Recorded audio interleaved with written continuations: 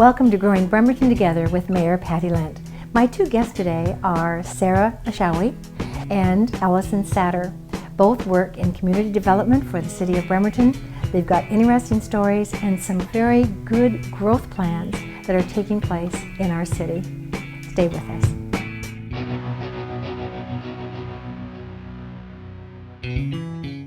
Welcome to Growing Bremerton Together with Mayor Patty Lent.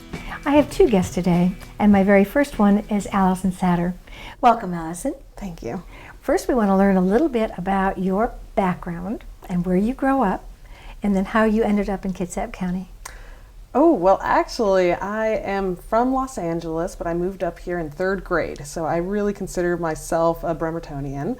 And I went to Naval Avenue, and I was a Dolphin, and Mountain View Middle School, junior high. I love all those schools. Exactly, in Bremerton High School. Sorry, I'm a Knight. It has to be represented.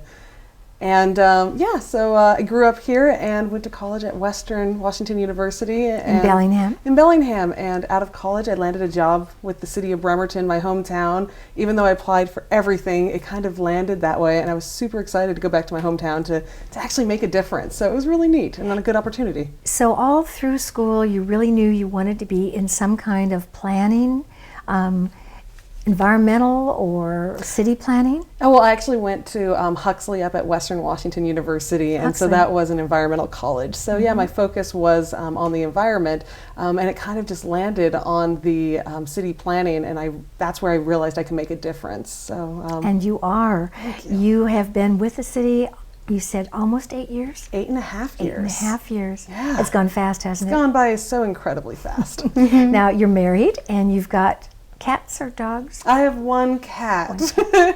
Yeah. Does she rule the roost? Oh yeah, and anytime a friend brings over a dog, oh, my little tuxedo cat, 8-pound little intense cat. Furball. Exactly, she's intense and we love her. So that's great. As far as the city and your planning abilities, when I became the mayor, you were really involved, and one of the first projects that you took charge of was our Gorst Creek watershed. And that was a joint effort with the county, and you and Eric Baker, I think, were the total leads of everything, even though you had lots of other agencies involved.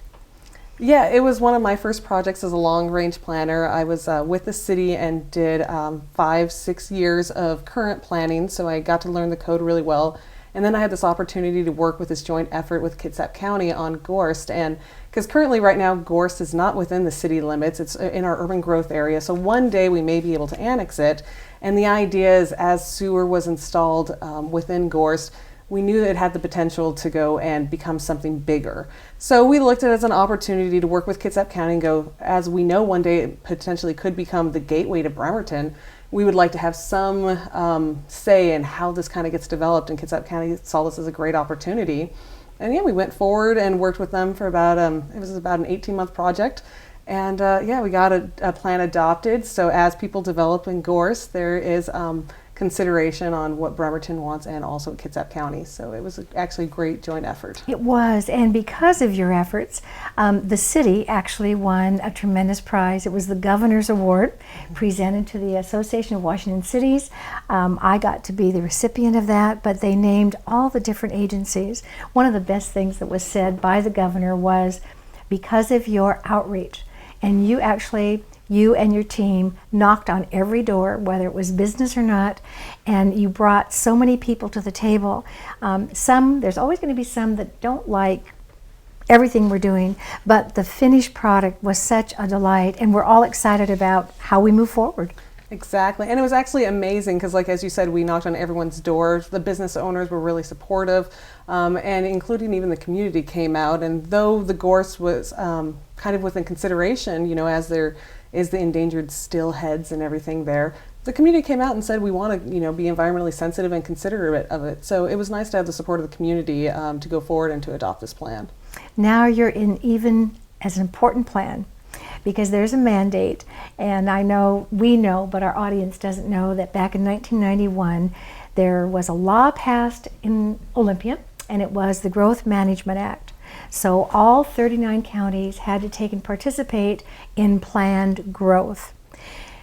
A comp plan is the result of that joint effort. And so how are we doing our current update of the comp plan? When is it due? And how many cities and jurisdictions are involved? So yeah, right now we're currently working on the comprehensive plan update, and the state mandates it, and they kind of go through little sections of the state and kind of focus on that, because as they have to review all the plans and approve them too. The first round, which was adopted, was due this year in June, so 2 months ago, was King County communities, so all King County and City of Seattle and all those cities, and including Pierce County and Snohomish. So they went through the first rounds. And now the second rounds that are going to be adopted in 2016 are going to include Kitsap County, I even think Jefferson, and so that's going to be all of our local cities, Bainbridge, City of Paulsbo, Port Orchard, and Bremerton are all embracing this comprehensive plan update. It includes the county too, doesn't it? It does, yes. So even though the county has the county and each of our jurisdictions have little cutouts, we're all connected. And so those roads that go from one to another, people don't realize when you're leaving one and crossing a line. We did something exciting, and you were so involved. I'm not sure if you were the creator. You took each one of our council members and you walked or drove around their district so they knew what the perimeters were like, what it looked like today, and how you felt in the next 20 years this growth was going to take place. Yeah, so last summer, it was a beautiful summer of 2014. I actually have to give kudos to my director, Andrea Spencer, because her idea was, hey, let's go spend every Friday of the summer out with each council district person and walk their district. We want to hear what they have to say, what have they heard from their constituents, and how can we work with our plans and kind of educate the council members too on what our current code says, where we think it could do better, and hopefully get them to understand it also, and so they can get that momentum and hopefully get some change within the city. So yeah, it was an awesome opportunity, and we had a lot of great suggestions, and what the products that came from that was a work program that says, okay, within this comprehensive plan update, we've heard from the public, we've heard from the council members, we know what are our tasks that we just need to update because the state mandate tells us we need to update them, and we kind of focused and created a work program and said, okay, over the next 18 months, we're going to focus on these key items, and we're going to go update our plan to implement these items. So it was a great opportunity. One of the things we start is we have CPPs, county-wide planning policies. So that's the first thing that doesn't take all of the citizens, but it does take all the jurisdictions to find out what your policies are, and that you all agree that this is the way that you want to see or visualize the future. And so that's been done. It has been. You've done all of your work, and community development has done theirs. That includes public works, just about all of ours. We have a 6-year plan with our parks as well. And then from there, you're now on the major ones. So I think we've got some open meetings or public meetings that are required. When are those scheduled? So we're doing every third Tuesday of the month. We've been meeting with our planning commission for this whole year. We've had 2 open houses, and the next upcoming one is September 15th. And what we're going to be talking about is the city services chapters. So our utilities, how should we be spending, the city income on these capital projects? And that'll be on September 15th at 5:30 at the council chambers. For those who see this after September 15th, our next meeting will be on October 20th, and that's again at 5:30 at the council chambers. And this is going to be an exciting one because our plan is to hopefully release the whole draft document so everyone can see all this work we've done for the last year. Planning Commission will provide a recommendation, and then we're going to go through the same process at City Council at the next 2 quarters of 2016. So there will be also opportunity for you to comment, or the public to comment, in 2016 at that beginning quarter, because we have to adopt it by June 30th of 2016. And it goes from our own city, within the county, and then there's a region, the Puget Sound Regional Council, and so all of us are looking at how we share populations and jobs, and the things that are going to make a difference in all of our lives. From there, you actually have the state is the final approval. And so I know we still have a lot ahead of us. We don't always get a lot of people either at our council meetings or at these public meetings. But it affects everyone that lives there, and because our city is becoming so beautiful, and our plans are tremendous. It has zoning plans for people that want to build multi-family units or single-family units or commercial buildings. We want to take and make sure that everything fits in place for traffic control, all the things that we're planning for. So it really is important that they come out to those meetings. And we hope that you will take advantage. Allison does a great job. We have ways for you to participate on maps to show where you like things and dislike things. And it's not easy being a senior planner because you're looking out that 20 years. You're not just at the permit desk where you want to build a garage and you come in and get a permit to build a garage. So very, very instrumental in how we do things. Thank you. I want to share also with the audience that it isn't just about the growth. Population is big, and I know that you have a certain number that you're looking at in the next 20 years. How do you think our military or naval base, when they tell us they're going to hire 2,000 people in the year from now until next year, what does that do? Does it skew what we're actually looking for in other parts of the city? So yes, we consider all these numbers and what comes forward, including like the 2,000 that the Navy has discussed. We consider it in a couple of different elements, including everything from transportation to where people are going to live. So with the Navy giving us the 2,000 number, we have, considered that in addition to the Office of Financial Management, like kind of the census. They told us that we're going to have 18,000 more people in the next 20 years and 14,000 more jobs. Part of that, of course, is going to be the shipyard jobs, which will be encompassed in that 14,000. But that also includes the Puget Sound Industrial Center, Bremerton, out there in the by the airport. That's also where a big, large set of jobs are going to go. So there's a lot of opportunity and growth in Bremerton. And yeah, to hear the public on their great ideas, there's a lot of stuff that we've heard, but there's, I'm sure, a lot of more ideas that'd be great to hear from the public. That's great. So we're not finished. We have until June of next year, but we do have lots of work that's been prepared. It's ready for you. Allison, you're doing a great job. I love having you in the city.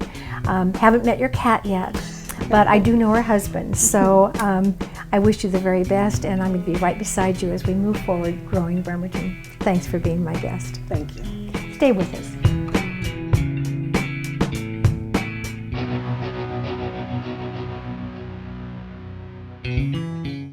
Welcome back to Growing Bremerton Together with Mayor Patty Lent. My second guest today is Sarah Ashawi, and she's been with us for 2 months. About 2 months in community development, but she's got a great story to tell us about her life and what she's bringing to the city. Welcome. Thank you. And I'm so excited that you were in the Peace Corps, because I don't know very many people that had that beginning and that worldly experience. Tell us just a little bit about what brought you there, and of course you met your husband there. I did. So I went to school at Washington State University, and while I was studying there, I had this grand idea that I was going to join the Peace Corps. So I went through the entire application process, and at the very end I said, I can't do this. I'm too scared. I'm not going to do it. And I withdrew my application. Fast forward a few years later, and I moved to Seattle. I was living in Seattle. And at that point in time, I was looking for work, and I was really interested in doing public service. So I joined AmeriCorps. And in my first AmeriCorps year, I was working at a nonprofit organization called Global Visionaries. And it was a youth leadership program for a year, working with high school youth in low-income high schools in Seattle. And throughout this year-long program, we actually took the kids to Antigua, Guatemala, where we did service projects. My goodness. So we spent a month down there doing service projects, anything from working in hospitals with children. We planted coffee beans on the sides of mountains, and just amazing things. And after the end of that year, I said, this is what sustainable development looks like. This is what I want to do. And so I started my application for the Peace Corps again. And in 2009, I got on a plane to Morocco, North Africa. And from 2009 to 2011, I was an environmental education volunteer, but my focus was on community and economic development with women. I worked with rural women doing weaving projects up in the high Atlas Mountains. How fascinating. How good for us to have you. And I know you're a millennium. Having said that, you went from there to HUD. That's correct. And so that's a federal program, and you came back to Seattle. And how did you get that job? So when I finished the Peace Corps, they actually have what's called non-competitive eligibility status, and it's preferential hiring for Peace Corps volunteers for federal agencies. And so I started at the HUD office in Spokane, and there we were focusing a lot on the homeless programs and community development programs. And in October of 2014, they closed that office. And so I was pregnant with my first son, and we had to pack up and move to Seattle.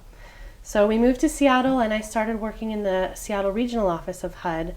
And it was hard for me because I'm a small town girl. I grew up in Eastern Washington in Spokane, and so I struggled a little bit with that moving to Seattle, but I had the flexibility to focus on working on smaller communities in Washington State. And so at that point in time, we had HUD had what's called the Community Needs Assessment Initiative. Yes. And so working with our regional administrator and our deputy regional administrator, we chose the city of Bremerton. That's Bill Block? Bill Block. Bill Block and Donna Badge, yes. And so at that point in time, then I focused my efforts on working with the city and kind of how can the federal agencies be better partners in working with communities. And so through that, we kind of had a great partnership. And during that work, this position opened, and we had already had a house here, so I said, what a better fit. And so, That is tremendous. yeah, it worked out perfectly. Now, you mentioned your son, so I think you better say hello to him. I don't even know his name. His name is Sufyan. Sufyan. Hi, Sufyan. He likes to watch TV and see Mom on it and cry a little bit, but Whenever we've got, dogs, children, that's what keeps us young, that's what keeps us vibrant. You're due with twin girls. Twin girls, due in January. But I have to say, you've been very busy with us, even in the 2 months you've been here, because we have a new program, and it's again thankful because of HUD, because you already had an introduction to us. So we, in my first term of office, so first 5 years, everything that we did with our CDBG funds, and that's Community Development Block Grant. It's federal dollars that come in to assist where those needs are most needed. And the needs in our community are homeless. We were in that terrible recession.